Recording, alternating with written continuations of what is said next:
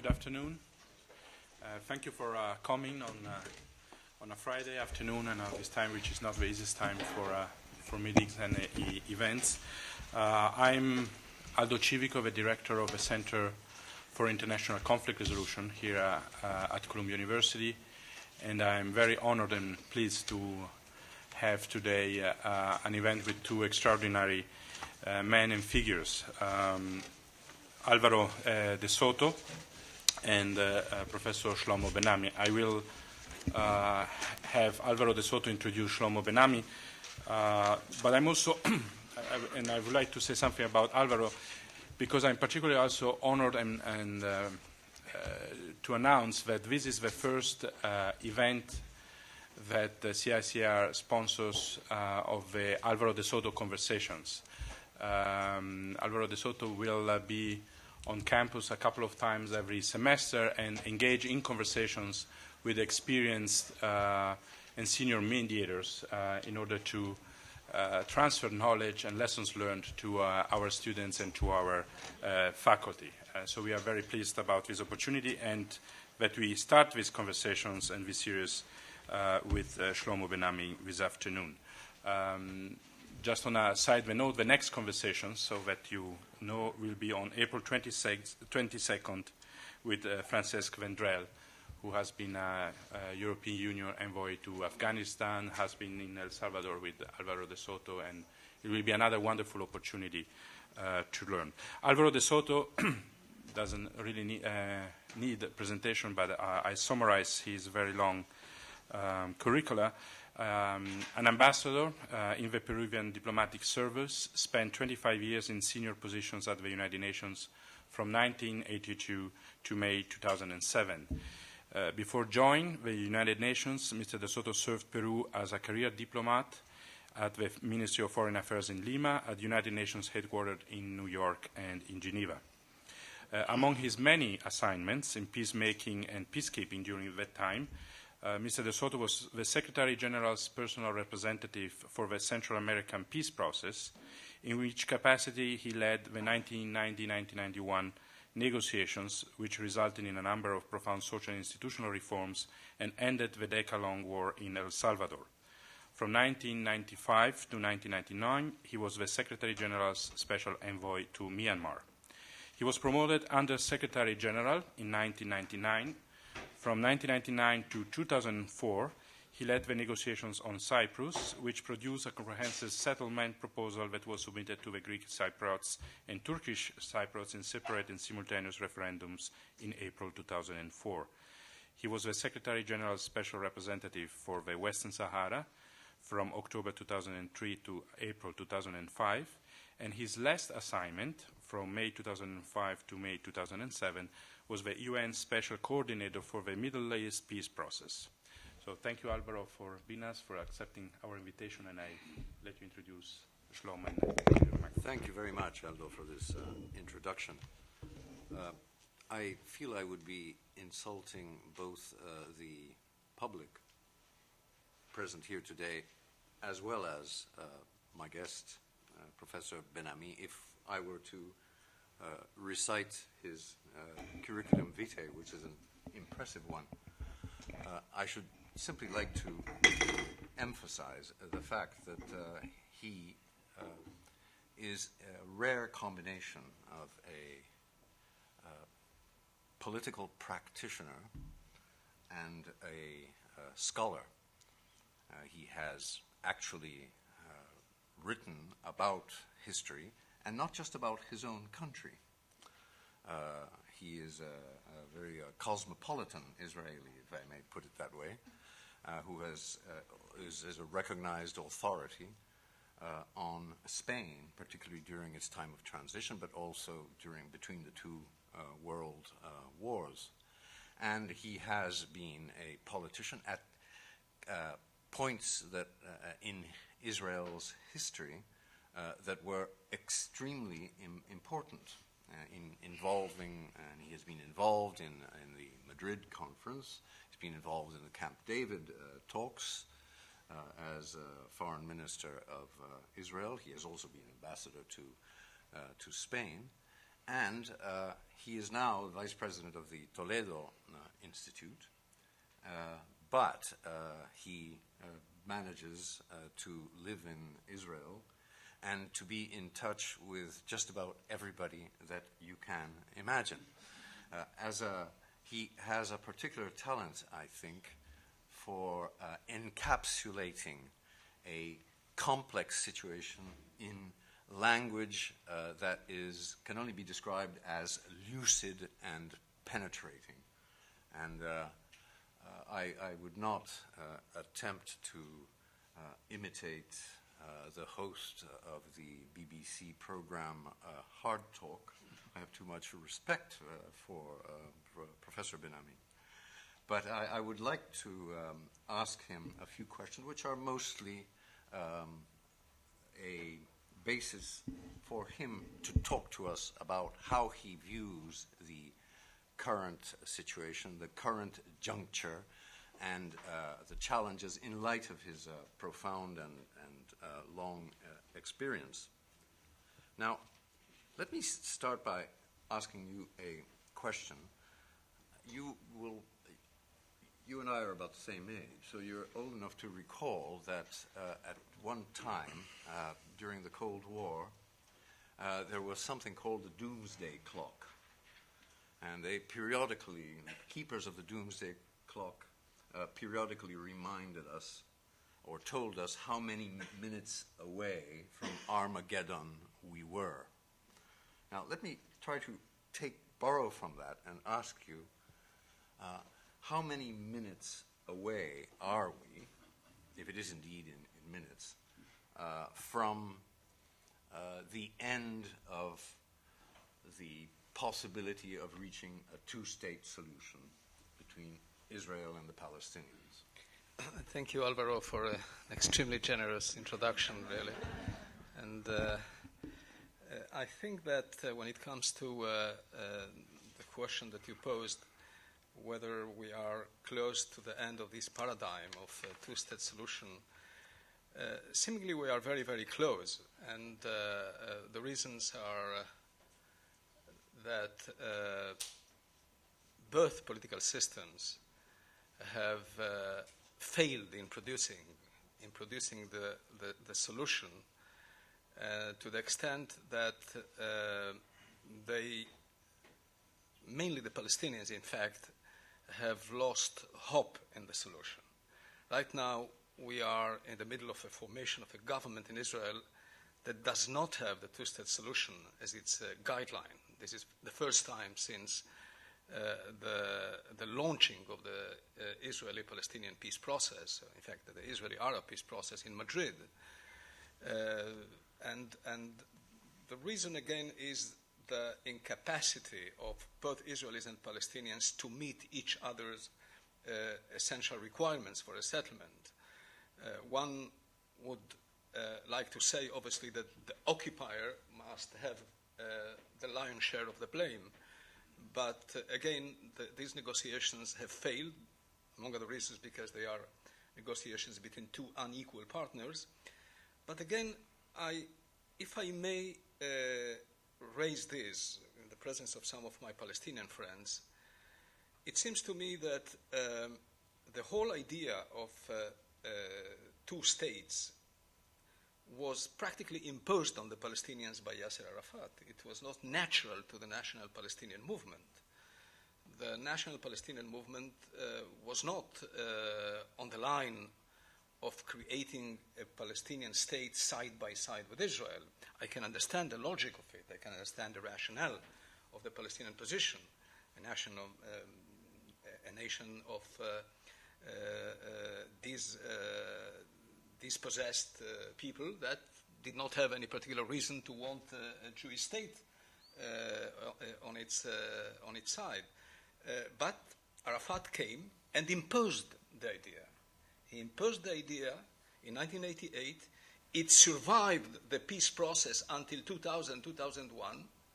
And when it failed and the ultimate legitimacy of the idea, Arafat, passed away, you don't have today in the Palestinian Authority, among the Palestinians, a figure of the caliber, of the charisma, of the revolutionary legitimacy that Arafat had, to give that legitimacy to the idea of two states living side by side.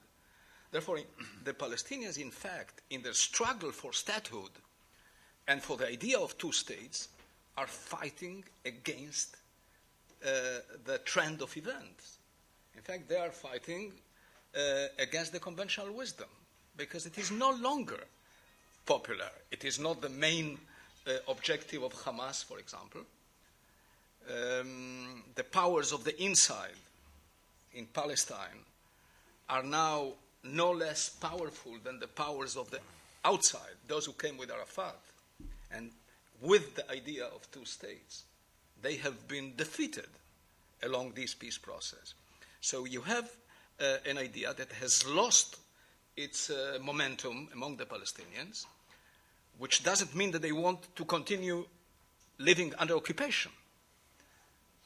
I think that the main objective of the Palestinians, as far as I can understand, is the end of occupation. Yes, about it there should be no doubt. Does this necessarily mean a commitment to the not especially attractive idea of two states? It's a different matter. So the question of the legitimacy of the two-state solution is very important on the Palestinian side. As to the Israeli side, today we have, as I say, the government that does not subscribe to the idea of two states, that is thinking in different paradigms, such as let us establish some kind of economic peace, which in my view is utter nonsense, because you cannot have economic peace that is separated from a political process. That was the reason that the entire multilateral process that was launched by James Baker in the early 90s failed because the political track did not produce. So I think that right now we need to save it, because the alternative might be, as everybody knows, a one-state solution. And a one-state solution is such a threat in the eyes of the Israelis that to prevent it, they might think in terms of a unilateral, hostile disengagement from the West Bank to the borders of the wall/fence. This is something that people like Barak, I know, are thinking of. That is, if we cannot come to a settlement with the Palestinians, we do not want to dilute the Jewishness of the State of Israel into a wider space of an Arab majority, a Palestinian majority, and therefore we will disengage to the borders of the wall. That is a possibility, and this will be a distortion of the entire meaning of the peace process. The peace process is about creating a friendly Palestinian state.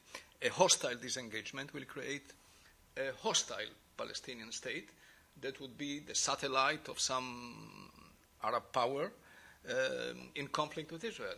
So this is the danger that one can see right now. Shlomo, after the start of the talks that began at Annapolis, began talks between Prime Minister Olmert and PLO Chairman and PA President Mahmoud Abbas. Prime Minister Olmert gave a now famous interview in Haaretz in which he said that the creation of a Palestinian state alongside Israel was not only vital for Israel, but it was also urgent, because within a matter of a few years, Israel would find itself in the uncomfortable position of ruling in one way or another over an Arab majority, at which point they would be faced with a situation like the apartheid South Africa. He referred to South Africa, he didn't use the term apartheid, but of course it was implied. Now, I thought, and I'm sure I was not the only one, that it was rather remarkable that a prime minister of Israel should actually voice such thoughts, and he has gone even further since. Now, there is, of course, the suspicion that probably most Israeli leaders, when they reach power, come to this conclusion, which seems inevitable, and it seems in many ways obvious. How is it that it is not possible for these conclusions to be acted upon, for the steps that are necessary to actually remedy the situation and truly collaborate in the creation of a Palestinian state to avert? Yeah, well, I think that in the case of Olmert, he did act upon his convictions, and as far as I know, the proposal that he put to Abu Mazen in the last days of his government, in some aspects, went beyond Taba. In the territorial aspect, for example, he was much more generous than the Israeli delegation in Taba was. But it was an incomplete proposal because it was not, it fell short, far short in the question of the refugees. It was not very clear on Jerusalem, but that was rejected by Abu Mazen, not only because of the fact that it was an incomplete and perhaps not fully convincing proposal, but also because I think that this notion of negotiating with the moderates in order to discard and ignore the extremists doesn't really work. I think that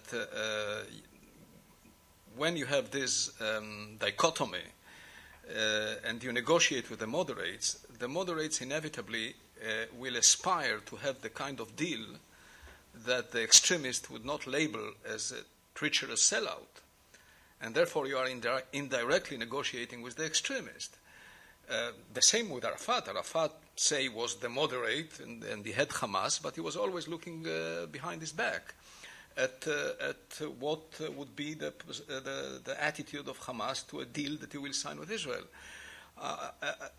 Both Arafat and Abu Mazen after him understand that the deal is something that as wide a consensus as possible among the Palestinians need to accept. And therefore, that was another reason that he could not accept the deal that was offered. You see, what happened to us, Rabin, I differ from those who think that the assassination of Rabin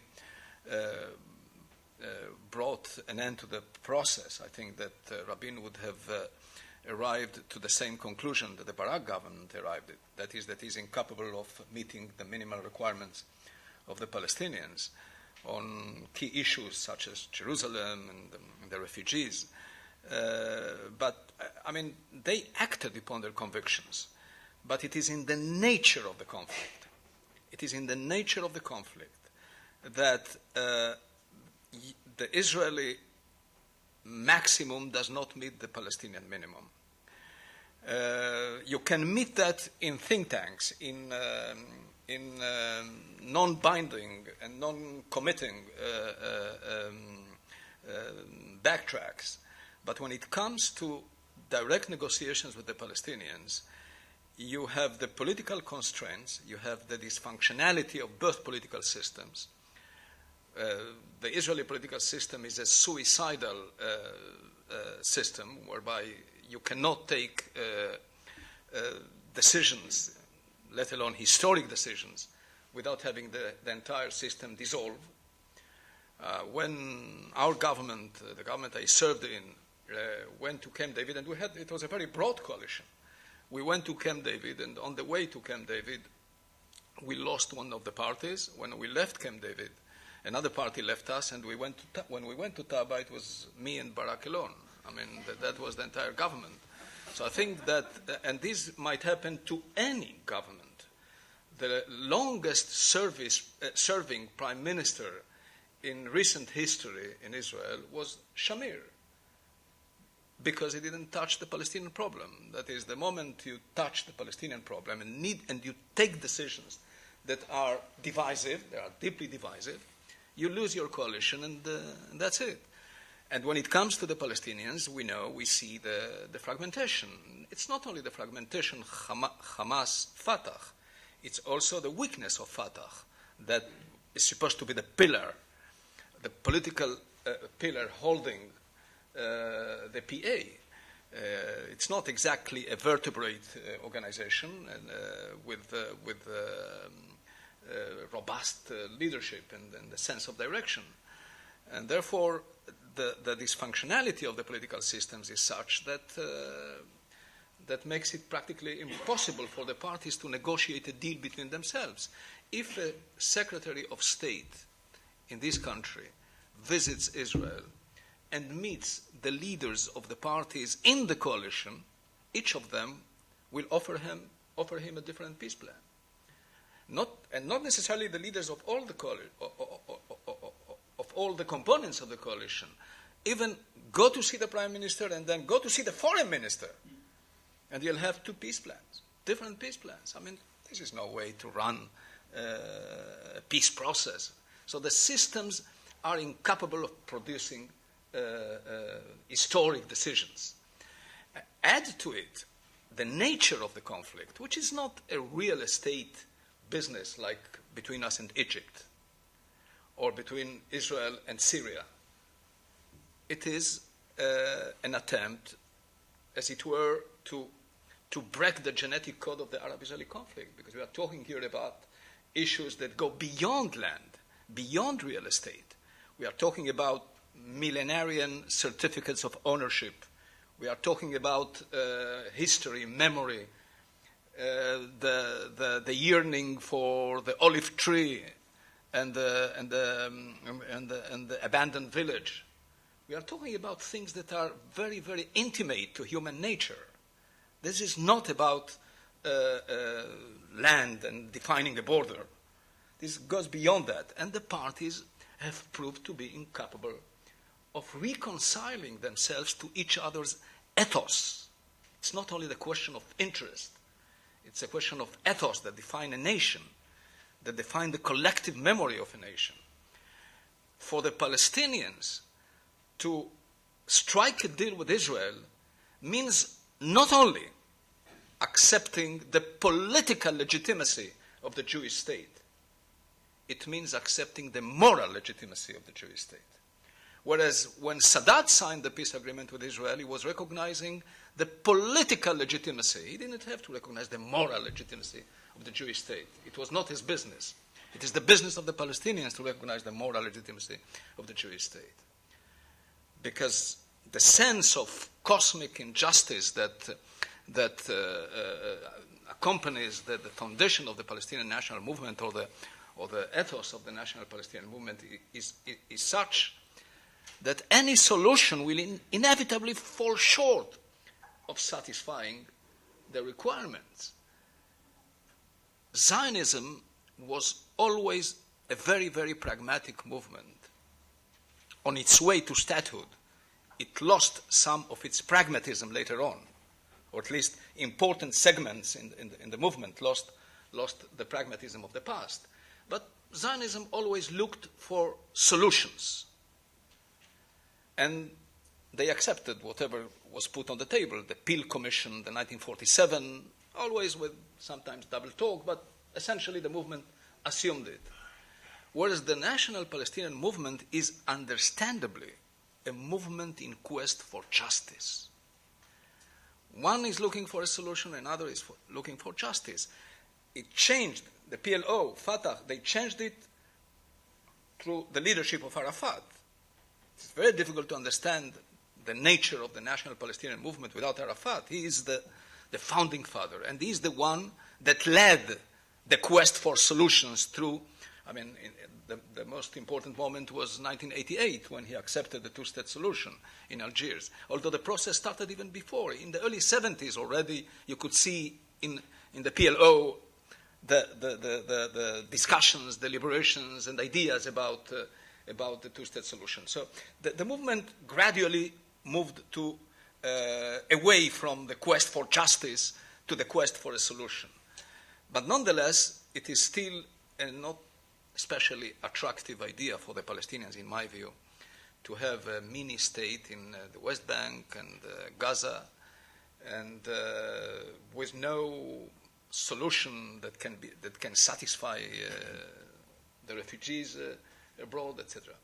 But that's the best solution that we can think of. I think that we need to stick and try to see if we can pull this through. I mean, because otherwise we will remain with alternative paradigms that are not especially edifying.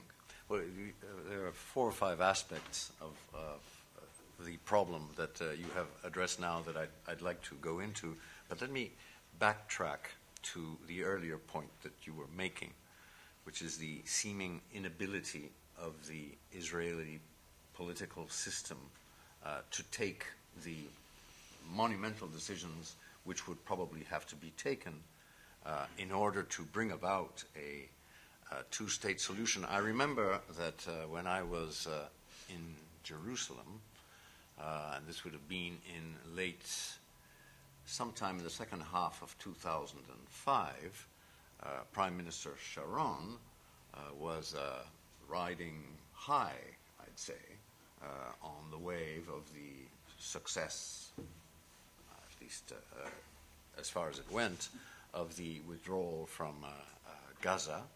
They were looking toward parliamentary elections, and it looked in the opinion polls like they were going to obtain quite a large majority. And so they were thinking, their thought at the time was to do something precisely about the political system, about its, you're having to rely on coalition governments, sometimes very small or sectoral political parties, boutique political parties, if I can call it that way, which have very few issues, but issues which acquire great prominence because on their remaining in the coalition depends the survival of the government. Do you see any prospect for something to be done about a system that allows for sort of ultra-proportionality and that really weighs down the capacity to take decisions? Well, past experience is not especially encouraging because the idea of reforming the system started with David Ben-Gurion, on whose authority and charisma there should be no doubt, and he failed in producing the necessary change. Perhaps what we need is a repetition of, in order to create the conditions for a possible reform, is a repetition of the popular unrest that existed in I think it was around 1990, when the dean of the law faculty at Tel Aviv University, Reichman, managed to stage practically a popular revolt against the political system, and he put forward a number of ideas on a reform that included 3 major ingredients. One was a direct election of the prime minister. The second was changing the proportionality of the system into constituencies, into district elections like the British system, but not all the Knesset members. Half of them would be elected along this line. Like the Palestinians. Pardon? Like the Palestinians. Like the Palestinians, and this produced the victory of Hamas. And the third element was a constitution. What happened eventually was that only the first component was implemented, that is the direct election of the prime minister. And it was an utter failure. It was an utter failure because people were given 2 votes as it were. They could vote for the prime minister and then for the party of their dream. So with one hand, they voted for the prime minister. With the other hand, they voted against the prime minister. For example, if you vote for Barak and then for the National Religious Party, and it happened, so you are voting for him and against him. And you are in fact inviting him to create a dysfunctional coalition. So the other ingredients were not implemented, and I think that they might have attenuated the weaknesses of the reform. Today, there is much talk on reform, and it doesn't come into something which is realistic. I don't believe that the small parties that on whose support the reform depends are being invited, in fact, to commit harakiri, and I don't see them doing that. But Sharon, without reforming the system, in fact, was on his way to improving it by creating a party that has a sizable minority, which is not the case today. Today, the Knesset doesn't have one central axis as a big party. You have two medium-sized parties, Kadima and Labour. You don't have a big party like Mapai in the early days of the State of Israel. Kadima and Likud. Or Likud. Labour. Yes, Mapai is the old Labour. Right. It's the old Labour. So anyway, I think that Sharon was perhaps the greatest political architect that Israel ever had. He was most generals that went to politics in Israel were politically maladroit, and this is the case of Barak, and Rabin never understood the political system he was leading. But Sharon was a very shrewd politician, and as I said, quite a political architect. In the 1980s, he was the one responsible for creating this historic coalition of the secular nationalist of Likud and the religious nationalist of the settlers and the Orthodox parties. And it was that coalition that ruled the country for about 20 years and led a policy of expansion of settlements, etc. That is, the policy coincided with the nature of the coalition. He built a coalition to run a given policy. In his last days, when he decided to change the policy and become a man of compromise, withdrawal, unilateral or otherwise, he built a coalition, a different coalition to sustain his new policy. No politician ever managed to do that. And the coalition he created now was Kadima. That is, he reformed Likud in many ways and created a center or a center party. He was the first one. He was the most intimate friend of the religious parties throughout his career. But he was the first prime minister not to bring into the coalition a religious party. He betrayed them as he betrayed the settlers. And he was able to create a new political coalition, that is, Labour, Kadima, and the entire political spectrum moved slightly to the left. In fact, Sharon succeeded where Rabin failed. People voted for Rabin because they believed that he is the only one that can draw into the peace process the Israeli right. But he was assassinated as the spokesman of Peace Now, practically. He failed in his historic task of bringing in the right into the peace process. In many ways, Sharon succeeded there. Perhaps not the kind of peace process that a Palestinian observer would applaud. But yes, indeed, the idea of withdrawal, of disengaging, of dismantling settlements. And he got the support. Today, it is very sometimes convenient and easy to say that the Zionist left has lost these elections, the recent elections, and the entire map has moved to the right. Yes and no. Yes and no, because it is a right that assumes things that in the past were unthinkable for the Israeli right. And this is partly the job of Sharon. I mean, the idea of withdrawing, the idea of dismantling settlements, all this is today conventional wisdom. Everybody understands that. Even in his own twisted way, Lieberman understands that. I mean, that he would create all kind of odd swaps. But this is a concept that during the Rabin days was the reason for his assassination.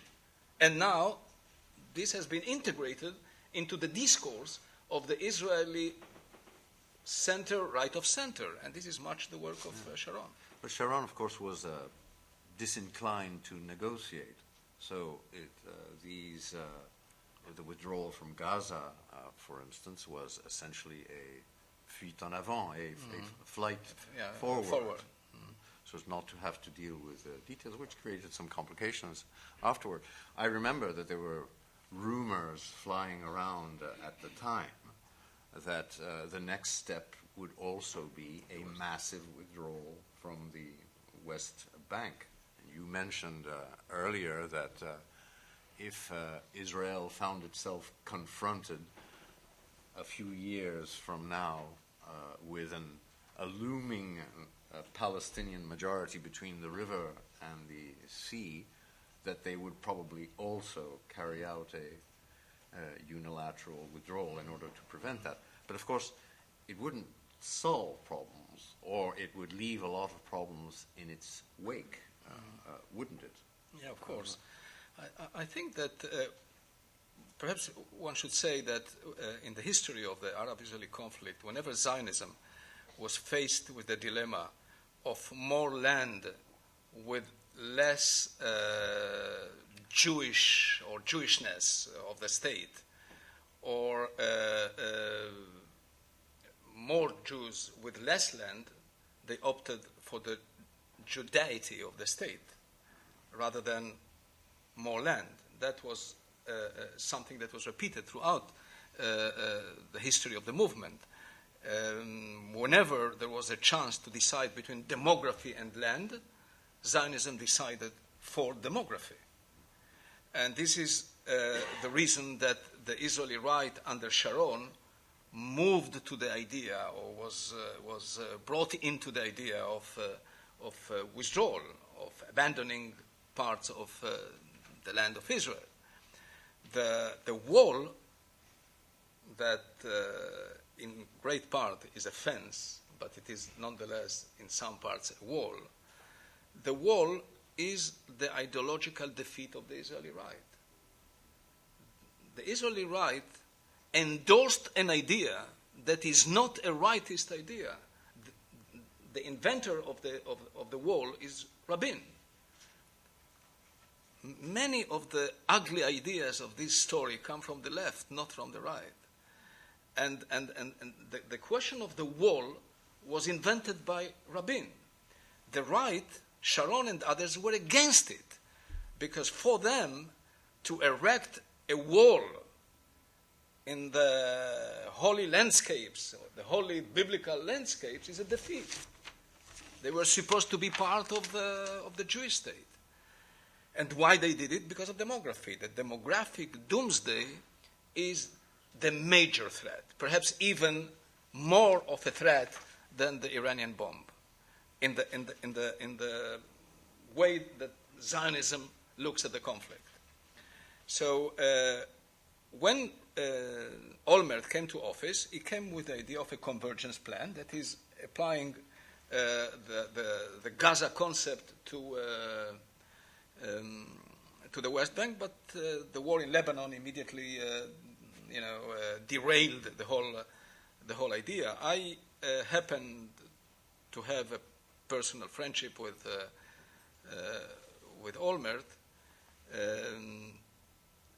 I was giving a briefing in the Council for Foreign Relations not long ago, And Scowcroft asked me if Olmert has any military experience. And I told him that how do you want him to have a military experience if his commander in the army was Shlomo Ben-Ami? I mean, from the oddities of the... by the way, he said that on TV not long ago. He was given a farewell party by the general staff, and he wanted to show that he served in a crack infantry brigade.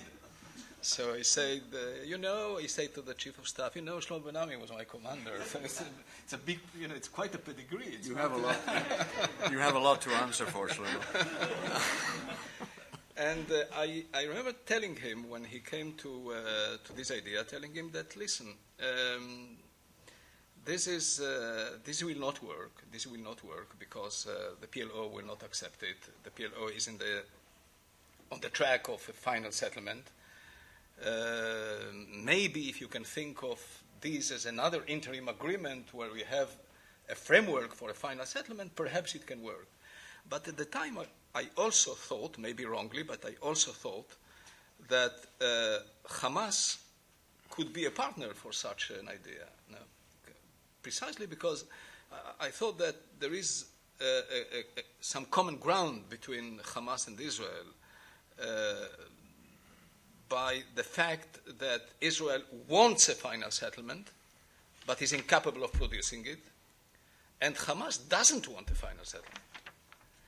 And therefore, an interim withdrawal that would legitimize Hamas as a partner perhaps could have worked. But then he was not there, obviously, and he's not there, and not even now. They are not ready even to sign a bilateral ceasefire with Hamas in Gaza. The ceasefire needs to be unilateral. Everything, the disengagement and the ceasefire and the war, everything is unilateral. Obviously, it will not work. But the concept, they might fall back on it, I'm afraid. Again, as I said, if there is no solution on the two states, they might fall back on it because of the fear of a demographic doomsday. Mm-hmm. I wanted to ask you about certain aspects of the Israeli system, and I will do something which is probably very unfair, which is to refer to some things that you have written. And but of course you're a serious scholar. I picked up. It sounds like Shakespeare. They are honorable men. They are all honorable. Yeah. Well, I'm not. But I will not damn you with faint praise. To the contrary. In a lecture about 4 years ago, under the title "The Rise and Fall of the Oslo Process," you said that the loose control of politicians of the army, in Israel, of course, is a built-in weakness and inconsistency in Israel's political system. More recently, in an essay review in Foreign Affairs of Benny Morris's latest book, 1948, you wrote that Israel continues to behave as if it were the old Yishuv, bent on outsmarting a colonial occupier and the local Arab population, and the complex web of settlements it has spread across the West Bank now make negotiating a two-state solution a logistical nightmare. Now, trying to sort of stitch together other things that I have either witnessed or read about since, there was an interview with a man named Haggai Alon, who was in the Ministry of Defense under Amir Peretz, who was responsible essentially for the welfare of the people in the occupied territory. He was responsible for the sort of civil administration, in which he complained that the Israeli army senior officials who actually administered security in the occupied territory were themselves settlers. That they were living in the occupied parts of the West Bank, creating a situation of at least potential conflict of interest. On the other aspect, we have read recently about what Ethan Bronner in the New York Times refers to as religious wars within the IDF. I'd very much like to have your views on that. Well, there are here two layers to the question of the role of the army in the decision-making process in Israel. First, you have something which is again very unique to us, and that is the smooth move of generals to politics. You don't need a coup d'état. I mean, you slide into, you surf into the political system, and therefore the considerations of the military when they come to the cabinet to discuss an issue have strong allies within the government. If it is a Barak or a Netanyahu or a Mofaz that were generals that became politicians, they remain military men. Therefore, the capacity of the army to influence the decision-making process is being helped, assisted by the fact that some key ministers are always ex-generals, even such that just abandoned the army. I mean, Mofaz became Minister of Defense a couple of months after leaving the army. So this is one thing. Another has to do with this sense of almost apocalyptic vulnerability that impregnates the Israeli mind. And it comes always with a sense of being a superpower, and there is no contradiction here. The Israelis really think that they are a very powerful army, but at the same time, there is a sense of apocalyptic vulnerability. This is the pogrom and the ghetto thing. And both are genuine. That's not pretending. This is not a game. The Israelis really feel threatened, and they very frequently think in terms of whether or not the Jewish state is going to survive. And these two feelings of being capable of defeating the enemy and having a powerful air force and especially well-trained army or whatever, this is genuine. But at the same time, the opposite is genuine as well. That's the schizophrenia in the Israeli mind. Remember, Abu Allah used to tell me always, you negotiate peace as if you are preparing for the next war. And he was right.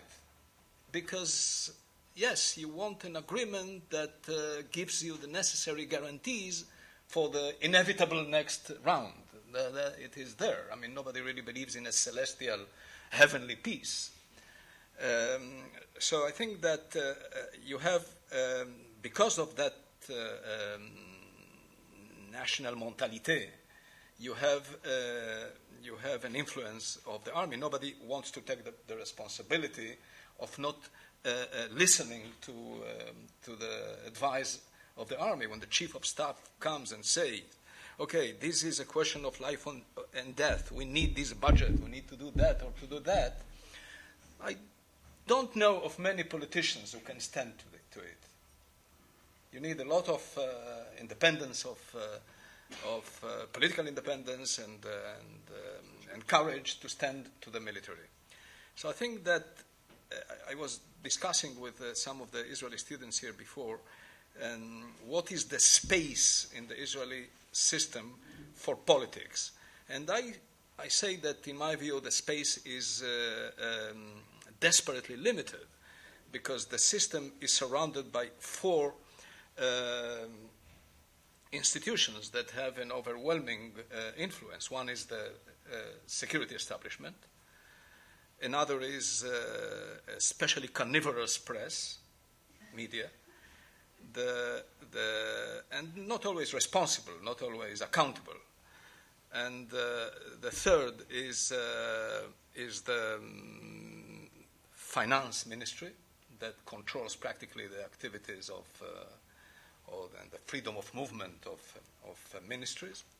And the fourth is the judicial system, because as I said in our meeting, Israel has a Mediterranean political class with a Germanic judicial system, and if you take all these four elements, they limit the capacity of add to it the natural dysfunctionality of the system, and you see how difficult it is to take decisions and implement them. The Secretary of the Cabinet is a very important position in the Israeli system. Recently wrote an article in Haaretz. It's about time to create the second Israeli Republic, and his argument was that we don't produce, we don't meet the necessities of the public. We do not implement our decisions. We are not capable of solving the major problems of the nation, the system as it is. So I think that we have come to a deadlock in the capacity of the system to solve issues, let alone to solve the Palestinian problem. I think that this is something that needs to be taken into account. And of course, it's for the Palestinians to say what do they think about their own problems in terms of the dysfunctionality of the PA as a system. Of course, they have some arguments in their defense. They are under occupation and they are not free to do things that they might have done otherwise. But as a whole, this is an objective reality as well, that the system is dysfunctional on the other side as well. What do you believe that what was engendered by Oslo, including the creation of the Palestinian Authority, was perhaps ill-conceived, or was that not the way to go? Well, you see, I think that Oslo, the main merit of Oslo, in my view, was that for the first time, it addressed the Palestinian question on its own merits. That was the first time, not through Jordan, not through all kind of associations of villages, quislings of all sorts. That was the first time that the Palestinian problem was put on the agenda and was addressed head on. This is a major achievement. The second one was the recognition between the PLO and the State of Israel. That was a mutual recognition. And it still remains. These are two major achievements that one should not underestimate. What was wrong, in my view, in Oslo were a number of things. One is the incremental nature of the process.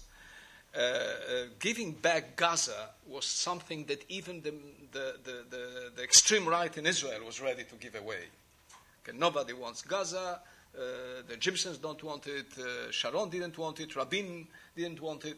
So it started from a very low point, and every step on the way was higher to climb, and it became impossible to reach. Another problem here was the expectation of the Israeli side that Arafat would be the subcontractor of Israel's security.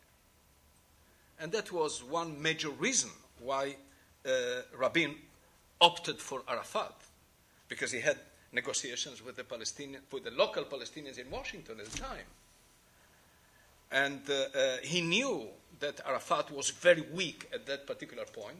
Arafat failed in grasping the meaning of the end of the Cold War. He committed a number of strategic mistakes by being practically the only one who supported Saddam Hussein. He went bankrupt as an organization. The PLO was left with no money. The donors in the Gulf countries were not giving any money anymore.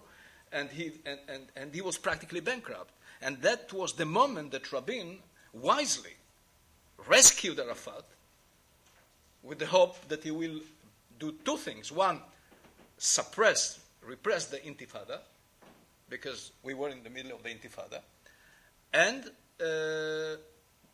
function as a subcontractor of Israel's security. That was his job.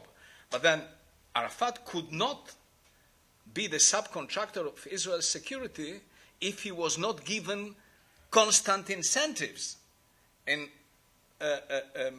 practical moves on the peace process. And Rabin was incapable of doing it because of a number of reasons, the coalition, the difficulties in climbing another step in the process. So he was not getting what he needed to consolidate his legitimacy as a partner of Rabin, and therefore he was not fighting terrorism the way Rabin expected, and therefore the thing did not work when trust was lost. And I always thought that a process, an Israeli-Palestinian process, that does not have a final deal in sight, or the nature, the parameters of a final deal put before the parties, and they are supposed to move incrementally to a settlement that they don't know, they didn't agree beforehand on its nature, is a standing invitation for the two parties to derail the process or to try to influence the nature of the final deal by unilateral steps. The Israelis did it through settlements and the Palestinians through terrorism. So you need to have the final settlement put before the parties, the nature, the profile, the parameters of the final settlement, so the roadmap will lead somewhere and not to diametrically opposed objectives, because each of the parties sees the end game in a different way. So that was Oslo. You were navigating on a map without knowing what is the final objective. This is why the Palestinians would use terrorism and the Israeli settlements. Both thought that that was their way to influence the nature of the final settlement. In fact, Oslo created the symmetry between settlements and terrorism. It did not exist before that. Certainly not in such a crystal clear way as it happened during the Oslo years. And another thing is, of course, this question of trust. I think that Oslo was built on the concept that you need to build trust in order to make peace on the basis of trust. And you cannot build trust between the occupied and the occupier. It doesn't work. That's something that failed resoundingly. You could not build trust between the parties. And therefore, my view is that trust is something that you build after peace, not before peace. Certainly in a process of decolonization. You cannot really expect to build trust between settlers and the Palestinian population. It doesn't work. And that was a diminishing asset. From the very moment that the Oslo Accord were signed, that was a diminishing asset. And therefore, when we came to negotiate the final deal, there was no trust between the parties. When you first make peace, and then you make love. This is not about making love, this is about making peace. And these are two different categories. We have peace with Egypt. We don't have love with Egypt. And as far as this generation of Israelis is concerned, that's enough. I don't want more now. That is, I want, but it doesn't really matter. We want the end of war, the end of bloodshed. This is a promise that both Sadat and Begin made, and it was kept. No more war, no more bloodshed. That's enough. I don't need to sell and to buy and to... That's okay if we could sell and buy, but we can live without it. Let us leave something for the next generation. They will make love. For us, peace is enough. So if we can have the same peace with Syria, I believe, by the way, that with the Palestinians, if we have peace, it is not going to be a cold peace. Because of this integration that we have lived through for the last 40 years or so. So trust and love will have to wait. But you said, you have written that you proposed yourself in the Labour Party in 1997 that Labour should recognize the right to self-determination of the Palestinian people, and that that proposal was not accepted. Could that have made a difference? I mean, one of the complaints that Hamas has, and of course that's a rather long list, but one of the complaints that they voice is in response to the demand that they should recognize Israel or Israel's right to exist. One of the complaints is Israel already is a state. They have to recognize our right to have a state. Could that make a difference? Well, just to be more precise, in 1997 I was the head of the Foreign Affairs Committee of the Labour Party, and I put to the discussion the idea of, and that was surprisingly, we are talking about 4 years after Oslo, which says something about the weaknesses of Oslo. That is, Oslo did not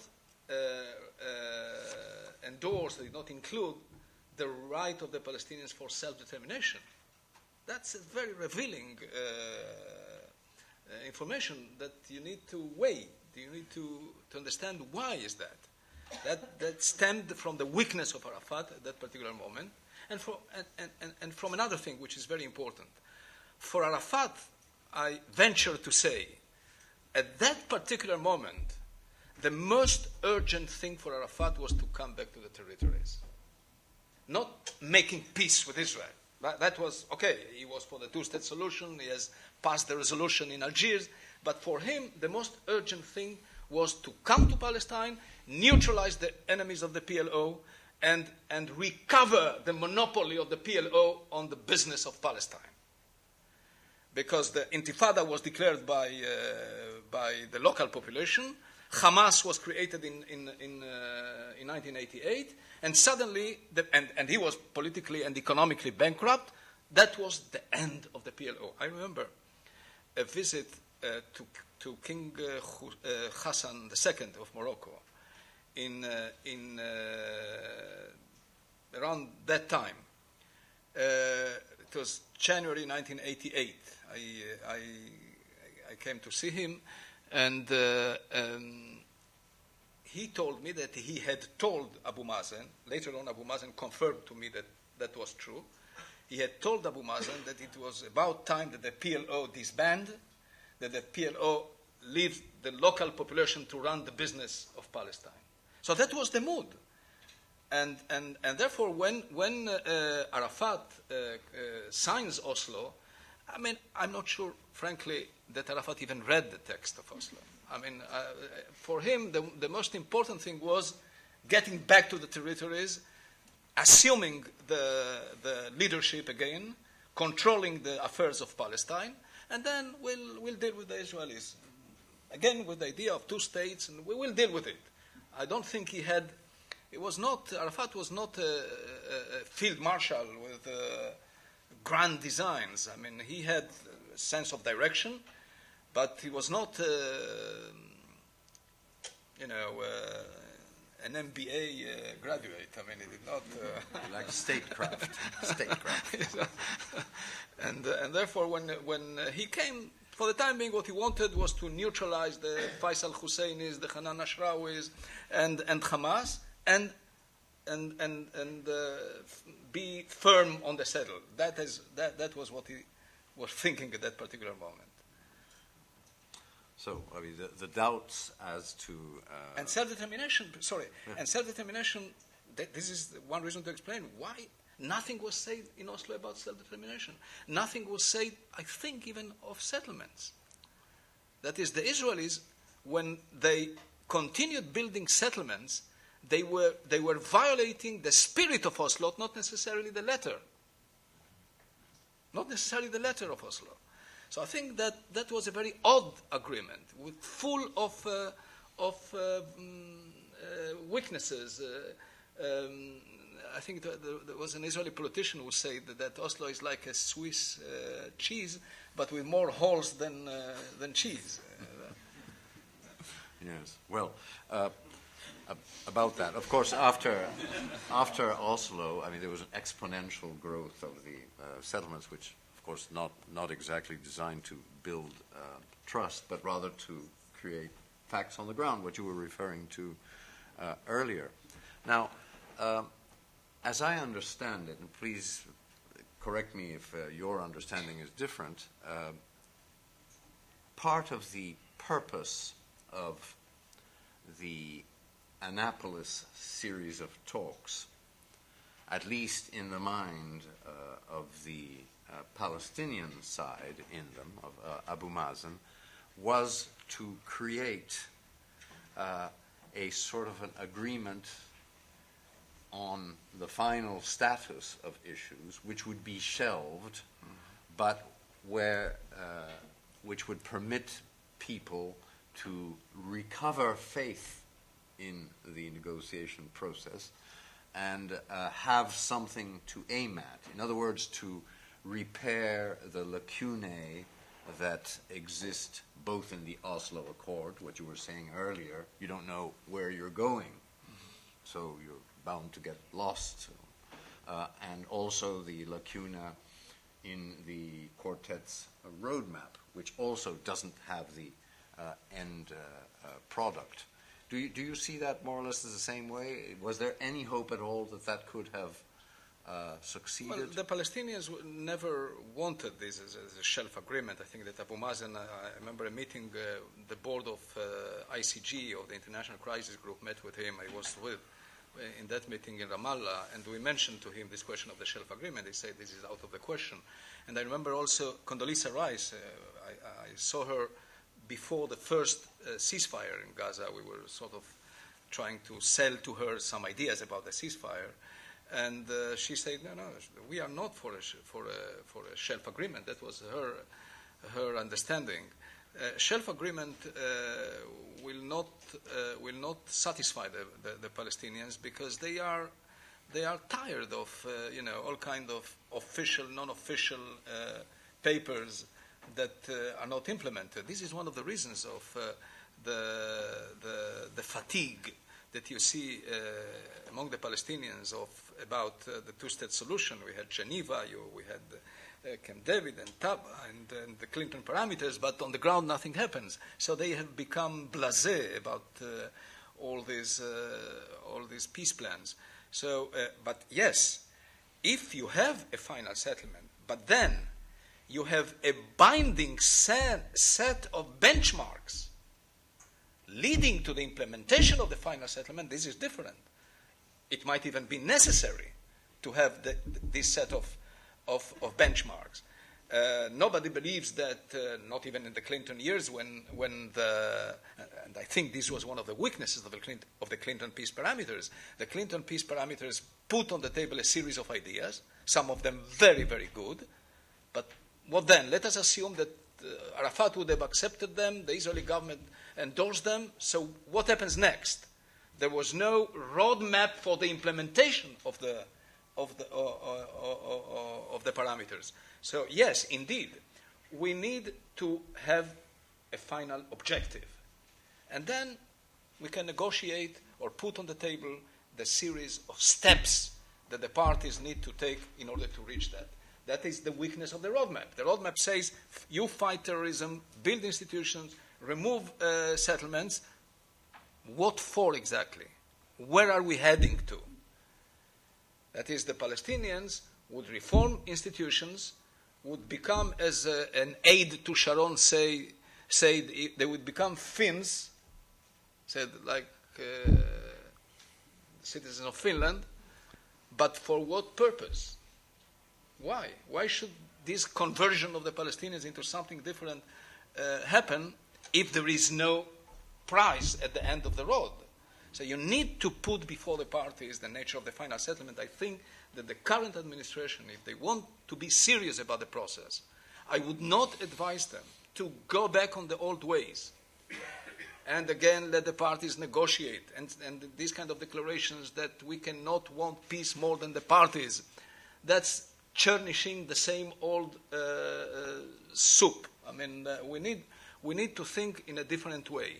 The parties, in my modest opinion, will not be able to reach a settlement that is freely and bilaterally negotiated, for the reasons I spelled out in answers to different questions.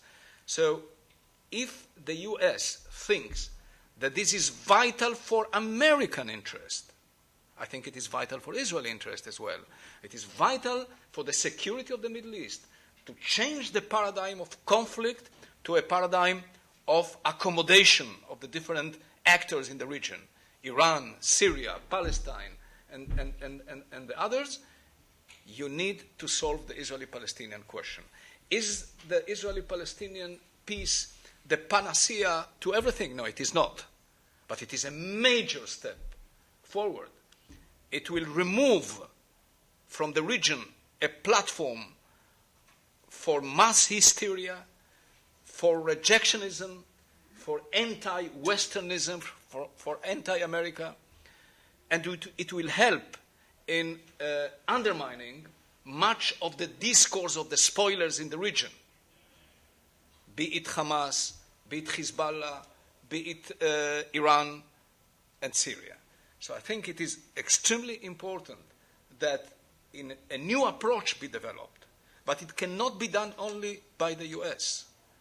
It cannot be done only by the US. Not only because during the Bush years, the standing of the US in the region has declined, in the region and globally, yet America remains the single most important power on earth. There is no doubt about it. But the balance of international power has shifted. You have Russians, you have Europeans, you have Chinese, you have others that have emerged as power centers. And America will have to create the necessary alliances. It needs to lead without dominating. These are two different concepts. Leading without dominating.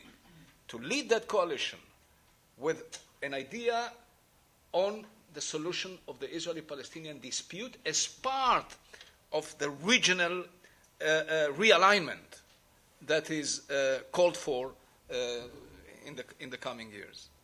I believe that on the original question, perhaps there isn't really a difference except in terms as to our interpretation. I remember that Abu Mazen, prior to the start of the Annapolis talks, was speaking of the need for a political horizon, which is why I refer to it as something that you put on the shelf, and that was his goal.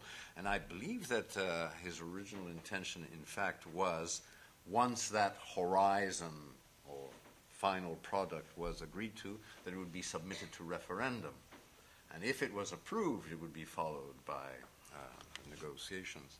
Now, do you believe that as structured, the Annapolis talks, whilst there existed still the boycott of Hamas or the Palestinian Authority as represented by the government among the Palestinians, could that have worked, do you believe? Or?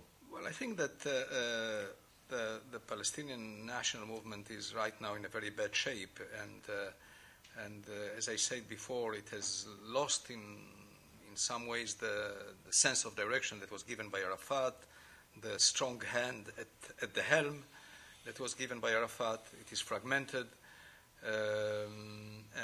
and there is a state of ideological civil war, if you wish, between the two ingredients of the national movement. I think that it is important for the Palestinians to reshape their movement through national unity. From the very beginning, I believe that Hamas should be engaged rather than isolated and ostracized. I can understand positions that come from the PLO against this approach. I remember a meeting with Nasser al-Kidwa when we went to see Abu Mazen. He was adamant, that they need to be politically destroyed, isolated, etc. I can understand the secular Palestinian nationalist rejection of the phenomenon of Islamic religious nationalism as embodied by Hamas. But this is a problem that does not have to do only with Palestine. You can see that throughout the entire Arab world. The emergence of non-state agents, the rise of the Islamic or the Islamist answer, the weakness of the state when facing the non-state agents. So not everything depends on the peace process, and the proof is that you see it all over. Nonetheless, they are powerful forces. They are representative forces of Palestinian society, which doesn't necessarily mean that all the supporters of Hamas want to see an Islamic regime. This is not the case. I think it was Khalil Shkaki who, in one of his polls, showed that only 12% of those who voted for Hamas would subscribe to Hamas religious ideology. But Hamas is more than religion. It represented, at least for those who voted for them in 2006, a clean, decent approach to government. And they need to be engaged, whether it is for the sake of engagement or as part of, as our friend Omri says, as part of a project, of a peace project. This is a legitimate discussion. But one way or another, you cannot have an agreement with half of the Palestinian people. Total consensus you cannot have, not among the Israelis, not among the Palestinians. And at some point, a decision has to be taken, even if the consensus is not wide enough. But you cannot discard, at least those who won the elections and represent a sizable portion of the Palestinian people. Mm-hmm. Now, and there is a difference, obviously. That was a problem with the Bush administration, that they put in the same basket all the Islamist groups. There was Al-Qaeda, Hamas, everything was global war on terror. And Hamas is a very nasty organization when it comes to its constitution, its objectives, some of the things that the leaders say, but it is not Al-Qaeda, and it is a national religious movement that has limited so far, and I believe this is a very fundamental attitude, it's not accidental. They have limited their attacks to the geographical space of occupied Palestine, and for them, occupied Palestine will be the state of Israel as well. So I think that, nonetheless, I think that an organization decides to go to politics, they understand, they cannot but understand that politics is not the province where you come to impose eternal truth. It is the province where you come to negotiate what is possible. This does not mean that their positions are to be assumed by the Israeli side, but they have gone into the dynamic, and you need to encourage the dynamic. By isolating them, you are not encouraging the dynamic. You are pushing them to their traditional role, social work and terrorism. But by engaging them, you might open a space for more maneuver. And I think this is not a zero-sum game. I was very much disturbed by Tzipi Livni's declaration during the war, the recent war in Gaza, that this is a zero-sum game, either them or us. It's not a zero-sum game. It's not a zero-sum game with Iran. It's not a zero-sum game, I believe, not even in Egypt, between the Muslim Brotherhood and the incumbent regime. It is not a zero-sum game in Jordan. At some point, these are powerful forces, and you cannot just make them evaporate. And therefore, you need to find ways to engage them. And the proof is that militarily, we failed to do away with the challenge of Hamas. And Hamas is not even Hezbollah.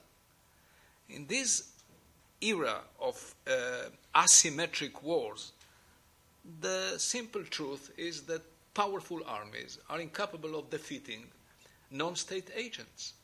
Israel received from Hezbollah more missiles than Britain during the Second World War, V-1s and V-2 from Hitler. And this is a non-state agent. Of course, Israel theoretically can win the war against Hezbollah and against Hamas as well, if it is allowed something that it will not be allowed by the international community, if it is allowed the media absence that benefited, for example, the Sri Lankan army in its war against the Tamils. 70,000 people were killed in the war between Sri Lanka and the Tamils. And they practically won the war. I don't know if it will not start again at some point. And why they won a war? Because they are Sri Lanka. Not because if they were Israel, Israel would not have been able to operate outside the radar of international opinion. I always used to say to the Palestinians, you are wrong if you really believe that the world is interested in you. The world isn't interested in us. This is why you get the media coverage. Shlomo, I have dragged you over the coals for about an hour and a half, which is a long period of time. You seem to be bearing up rather well. Let me ask you a question. Were you to be in the shoes of Senator George Mitchell, who has been entrusted with a very difficult mission at a very difficult time by President Obama and Secretary of State Clinton, what would you do? Well, I think that this is one of the best appointments that this administration has made. I had the privilege of working with the senator when he came to produce the Mitchell report, and I could see immediately that he was not thinking of the past, but immediately using the commission as the platform for building something for the future. That is, he was thinking on a roadmap for getting out of the conflict. And I believe that this is a man that at his young age and experience will not come to the region to accomplish small things. That is a removal of a number of settlements, outposts, these kind of things can be done by anybody. And I believe he wants to think big, and he needs to address head-on the core issues, or bring the parties to addressing the core issues of the conflict, and bring to the President and to the Secretary of State ideas on how to solve the Israeli-Palestinian conflict. I think that the Israeli-Syrian dispute is easier to solve, is because unlike the Israeli-Palestinian negotiations, the solution to the Syrian-Israeli problem is given. This is indeed a process that starts from the end. In the case of Syria, here we needed to invent the wheel. In the case of Israel-Palestine, we needed to. But meanwhile, we invented it. I mean, it is there. And but you need. It is still rough on the edges, and you need to correct and inject ideas on how to bridge the gaps that exist between the parties. I am one who believes that if the parties sit to negotiate, they will come always to the same point that we came. That is, very close to reaching an agreement, turning indeed the ocean that separates us into a river, but eventually incapable of crossing the river. And this is where America can come with an international alliance of powers, advancing bridging proposals to the parties, but such proposals where you do not leave too much leeway for the parties to drag their feet and not reach a settlement. You need to be able to create a coalition that would coax the parties into accepting bridging proposals. These small differences are very, very important. I think, I don't know if it was Freud who used to speak about the narcissism of minor differences. That is, minor differences, we are very narcissist about them. And when we speak about minor differences, we suddenly discover that the bulk of the issues were resolved. But yes, whether it is the Wailing Wall or the Western Wall, that's suddenly an unsurmountable obstacle. And that the Wailing Wall is a small wall, and the Western Wall is the one that goes into the tunnel and opens into the old city. What is for the Israelis, the Western Wall or the Wailing Wall? Okay, here you need the bridging proposal. They are incapable of solving it. What about the Mount of Olives? That's also a problem. What do we do with the old city? Listen, we were negotiating with Arafat the old city. He wanted 3/4 of the old city. We are talking about 1 kilometer square.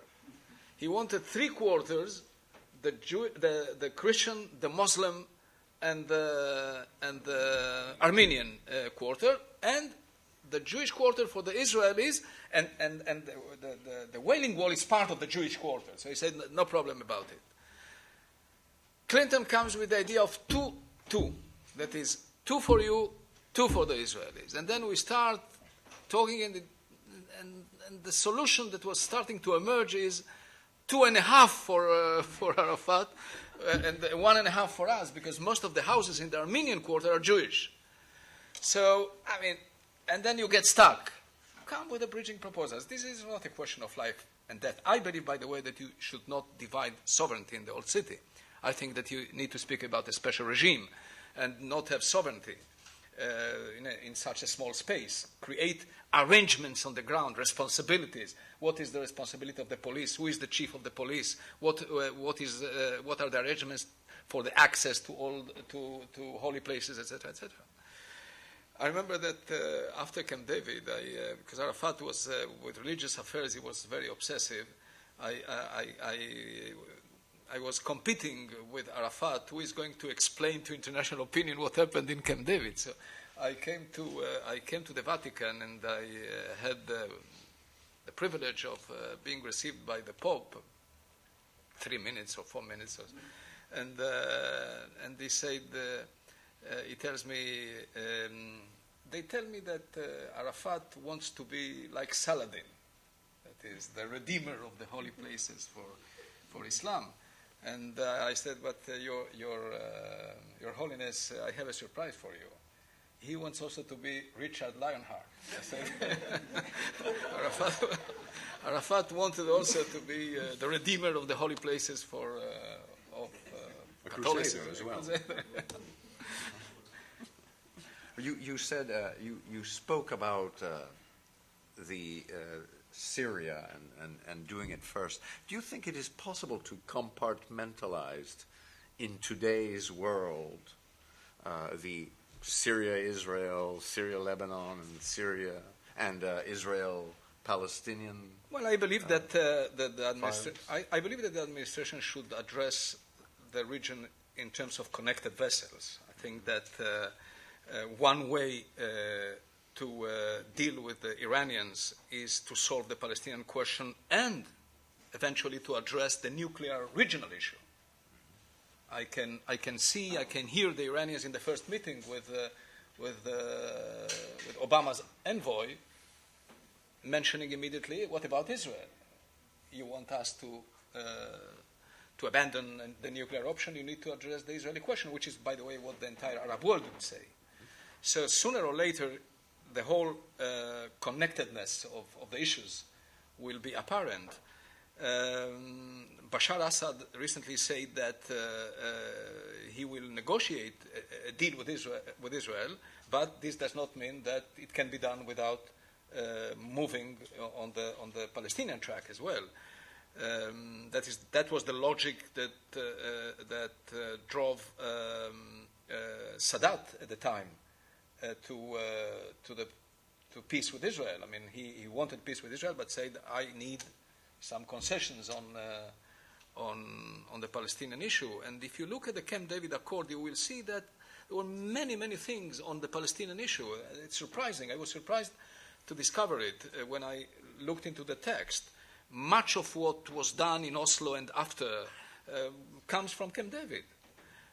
Begin even agreed to discuss Jerusalem.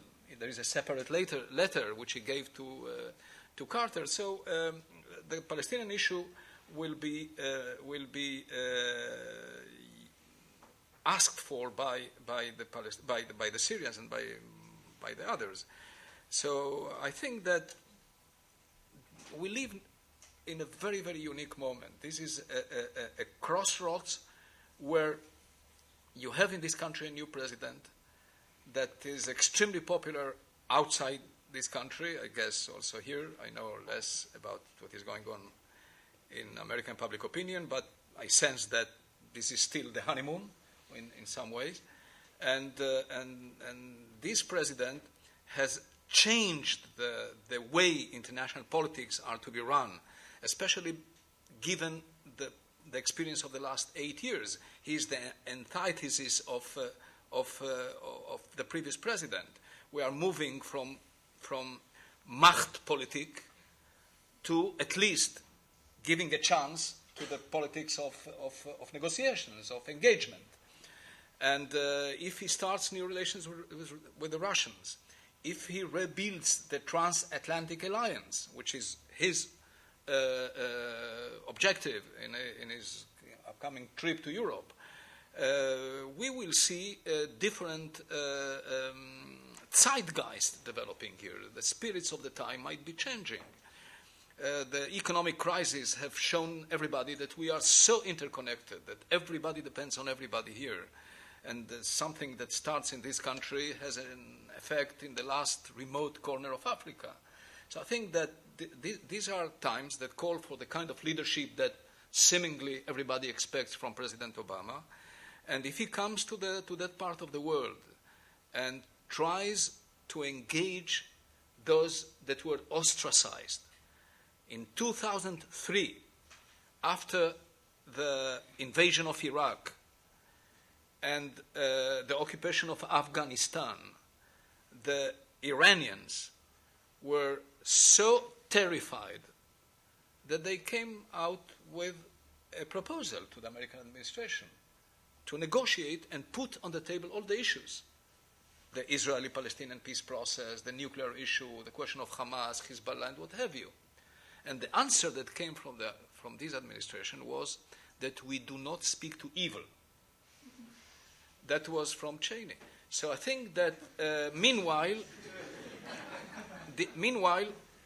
you have a president that is ready to speak to evil, and at least give it a chance.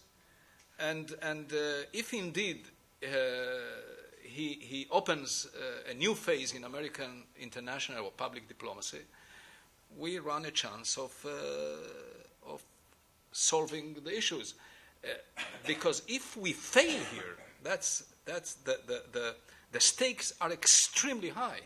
If we fail through Obama, this will be the vindication of past policies, and people will go back in a fatal sort of pendulum. Will go back to the old policies. So I think we need to give all the credit to the president and all the parties that are interested in stability, in peace in the region, because wars have not solved the issues. Not against Hezbollah, not against Hamas.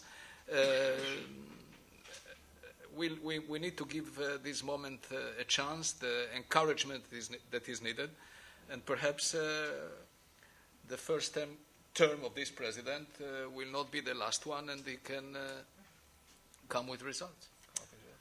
Shlomo Ben-Ami, a historian, statesman, diplomat, writer. You've given us an excellent start for the conversations with Alvaro de Soto. Stay tuned or come back on the 22nd of April. Thank you very much. Thank you.